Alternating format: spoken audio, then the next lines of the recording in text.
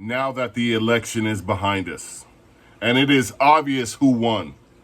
All these liberty and gun rights people have been awakened. They are fired up. Ooh, I love it. They have seen the threat to our rights under the Constitution that apparently has not existed over the last 4 years. They have gotten their groove back. And I, for one, applaud them for reaching down between their legs and realizing there's some balls down there. But I'm confused as to why they're worried about gun rights. I think we should be encouraging gun control. After all, this is at least one of the reasons why we wanted Barrett on the Supreme Court, right? She is said to be the fifth vote for our constitutional rights. So what the fuck are you afraid of when it comes to Biden and gun control?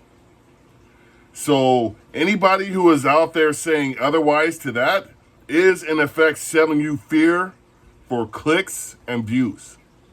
Here's the thing, the difference between me and the talking heads. I have a job. I work full-time to support my family. I make these videos and memes to say what needs to be said. The pundits and the partisans create content to make money by telling you what you want to hear. I truly appreciate the 13,000 people that follow this show. We are the resistance. We are the proverbial 3%. As we do not belong to the herd mentality. Like many of you, I went from the two-party system, deal. Although I would read a candidate's position, and I would vote for the one I agreed with, both Democrat and Republican. But then things started to change to me when I gained a greater understanding of what we are truly dealing with. I remember being told it was about voting for the lesser of two evils, and that never really made sense to me. I then called myself an independent moving forward. I opened my mind to libertarian points of view, and initially I thought they were crazy as fuck, but I dig that shit. I felt at home with these ideals as they were the closest things to my personal belief system and still are in large part. But I have expanded past that. I liken it to when someone hears their first hip hop song and then they say Tupac or Biggie are their favorite rappers, but only can name the songs they have heard on the radio.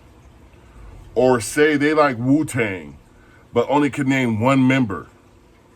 The point is, when these mainstream conservatives, liberty and 2A community people speak, they only speak to like-minded individuals.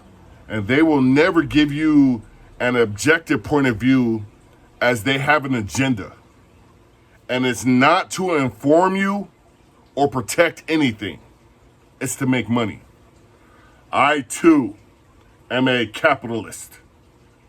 I sell awesome fucking t-shirts and produce objective informational content to bring you a different perspective.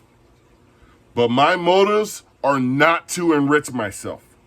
I simply got tired of Democrat and Republican bullshit and those who propagate it. I speak bluntly. If you talk shit, I will talk shit back. I have no problem saying I'm wrong when I'm wrong or conceding a point in opposition. But there are absolutes in this business, and liberty is the most firm of them. I need only give you one example of why these bitches talking shit now ain't shit. National reciprocity. A bill that passed the Republican-controlled House in 2017. A bill that would recognize CCW permits in other states in line with how driver's licenses are. It went to the Senate and died under Bitch McConnell's turtle-faced leadership.